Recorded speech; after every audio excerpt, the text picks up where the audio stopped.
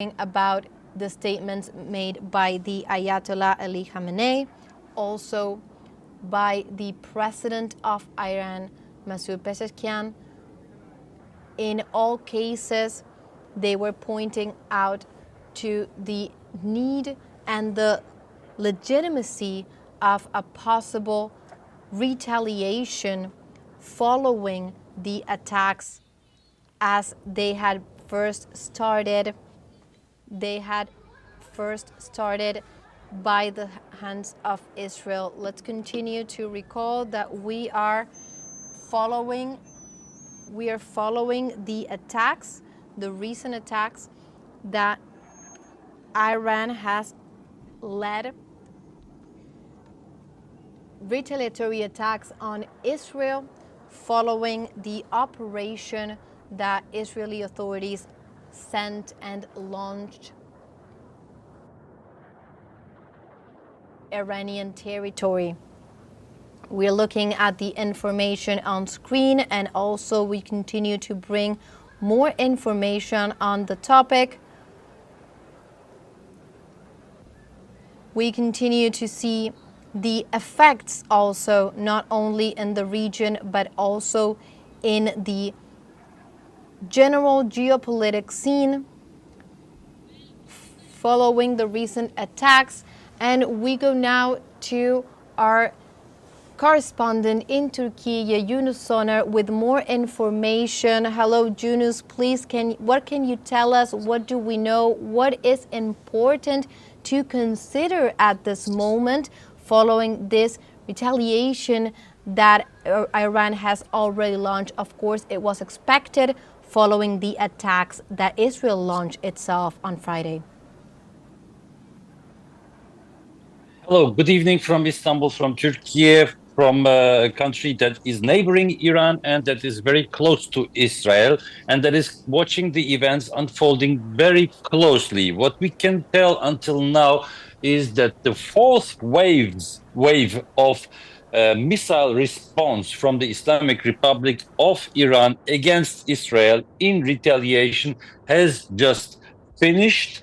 So more than 150 missiles were fired from Iran against Israel in response to Israel's attack that happened yesterday. And these missiles had until now quite considerable effect. According to Israeli military radio, its last reports, there were 7 impacts, but other sources say that 51 different points inside Israel were targeted and were hit by these missiles that were sent from Iran.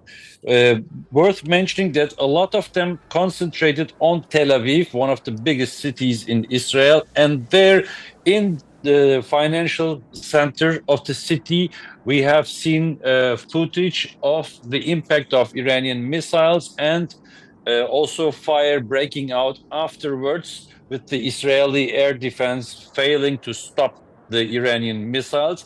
But there were also impacts very close to the Israeli Ministry of Defense, which is astonishing, as the Ministry of Defense is supposed to be one of the most protected places in Israel.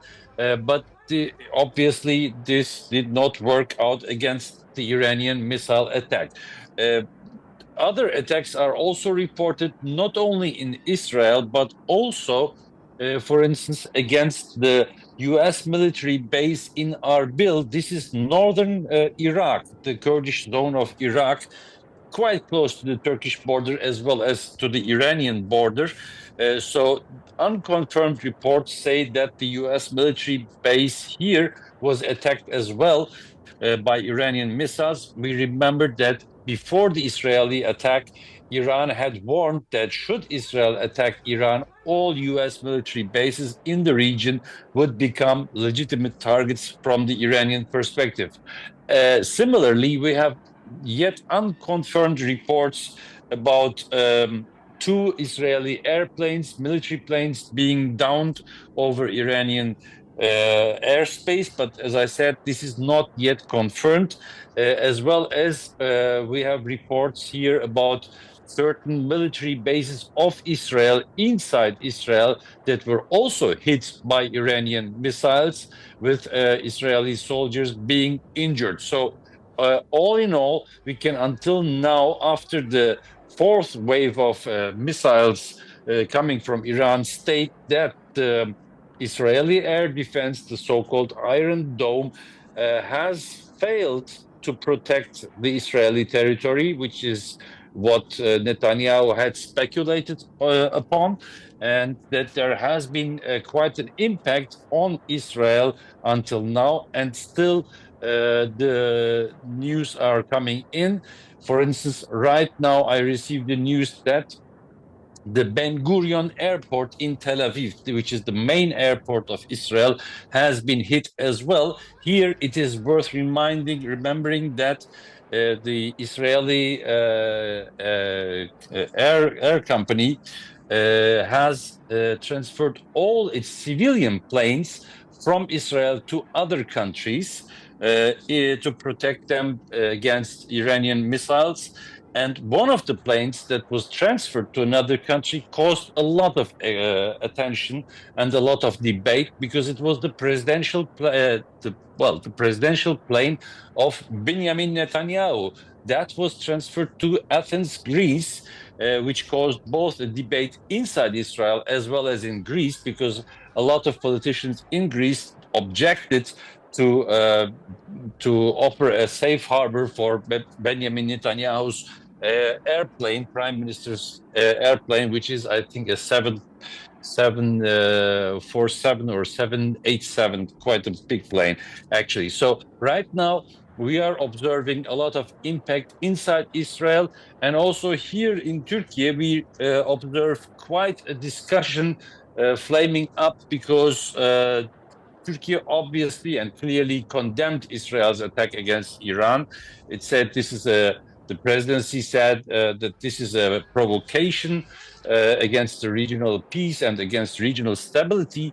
But moreover, for instance, the chairman of the National Action Party, which is the coalition party of President Recep Tayyip Erdogan, Devlet Bahçeli, the chairman of that party, he demanded even considering military steps against Israel, saying that after Iran, Turkey would be the next target of Israel anyhow. And here also several columnists close to the government in pro-government newspapers brought in ideas such as deploying the fleet, the military, the naval fleet, and other measures of military limiting against Israel, while the leader of the main oppositional party, the Republican People's Party, Özgür Özel, also stated that should Erdogan take a clear and hard stand against Israel, he would support that. This is a rare moment, as Turkish domestic politics is very conflictive and very hotly debated, actually. But there is increasing voices here in Turkey that demand that also Ankara takes a harsher and a harder stance against Tel Aviv, against Israel, given the country's attack on Iran. Thank you, Yunus, for your report. We were talking to our correspondent in Turkey on the recent attacks that we are continue to see on screen. We recall that we are looking at the retaliatory attacks that Iran have launched on Israeli territory.